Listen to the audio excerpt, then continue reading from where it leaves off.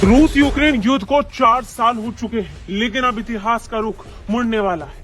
4 साल के बाद आखिरकार ये जंग रुकेगी, इस बात को लेकर एक बार फिर उम्मीद जाग रही है। डोनाल्ड ट्रंप ने पहले पुतिन से मुलाकात की और उसके बाद यूरोपीय नेताओं के साथ मुलाकात कर जेलेंस्की को भी मना लिया। अंदाजा है कि अब रूस की हर शर्त को मानने के लिए पूरी तरीके से दुनिया तैयार नजर आ रही है। रूस ने जिस स्तर पर यूक्रेन के एक बड़े हिस्से पर कब्जा कर रखा है, विवाद तो असली उसी हिस्से को लेकर है। ऐसे में सबसे बड़ा सवाल ये कि जब ये बैठक हो रही है, क्या तब यूक्रेन के राष्ट्रपति वोलोदिमीर जेलेंस्की उस हिस्से को गंवाने के लिए भी पूरी तरीके से तैयार है? दरअसल ट्रंप ने कह दिया है कि व्हाइट हाउस में बैठक खत्म होते ही वो रूसी राष्ट्रपति व्लादिमीर पुतिन को फोन करेंगे और उसके बाद जेलेंस्की और पुतिन के बीच एक सीधी बैठक की तैयारी शुरू हो चुकी होगी। उन्होंने ये भी कहा कि इसके बाद एक त्रिपक्षीय बातचीत का आयोजन होगा, जिसमें वो खुद भी शामिल होंगे। ये युद्ध को रोकने की दिशा में पहला बड़ा और अहम कदम होगा। बता दें, अमेरिका में एक बैठक हुई और इस बैठक में नेटो देश, यूरोपीय संघ के कई देश और इसके साथ साथ यूक्रेन के राष्ट्रपति वोलोदिमीर जेलेंस्की मौजूद रहे थे, जिसमें सुरक्षा की गारंटी को लेकर चर्चा पर बात हुई। शांति की तरफ बढ़ा जा सके, इसे सुनिश्चित करने के लिए कई देशों ने अपना अपना पक्ष रखा।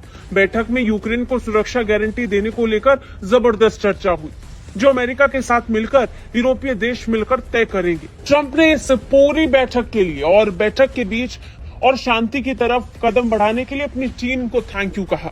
लेकिन इस ऐतिहासिक बैठक में शामिल होने वाले विश्व के कई बड़े नेता थे, जिन्होंने सबका ध्यान खींचा।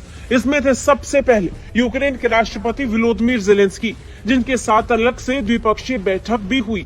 इसके साथ ही फ्रांस के राष्ट्रपति इमैनुअल मैक्रोन भी इसमें शामिल थे, जिसमें उन्होंने कहा कि त्रिपक्षीय बैठक जल्द होनी चाहिए। इसके अलावा फिनलैंड के नेता अलेक्जेंडर स्टूप भी इसमें शामिल थे। इटली के प्रधानमंत्री जॉर्जिया मेलोनी, कीर स्टारमर, यूके के प्रधानमंत्री भी इसमें मौजूद थे। जर्मन चांसलर फ्रेडरिक मर्ज भी इसमें मौजूद थे। इसके अलावा यूरोपीय संघ के अध्यक्ष उर्सुला वॉन डेर लेयन भी इसमें मौजूद थी। नेटो चीफ मार्क रूटे भी यहाँ मौजूद थे। खास बात यह है कि सबने अपने अपने तर्क दिए और इस बात पर जोर देकर कहा कि जल्द ही त्रिपक्षीय बैठक होनी चाहिए। जर्मन चांसलर फ्रेडरिक मर्ज ने कहा कि ट्रंप और पुतिन दोनों इस बात पर सहमत हैं कि 2 हफ्तों के भीतर जेलेंस्की और पुतिन की सीधी मुलाकात होनी चाहिए। हालांकि उन्होंने ये भी जोड़ा कि बैठक की जगह और परिणाम अभी स्पष्ट नहीं है। वहीं यूक्रेनी राष्ट्रपति जेलेंस्की ने प्रेस कॉन्फ्रेंस में कहा कि हमें बिना शर्त मिलना चाहिए। युद्ध को खत्म करने का रास्ता शर्तों से नहीं, भरोसे से निकलेगा।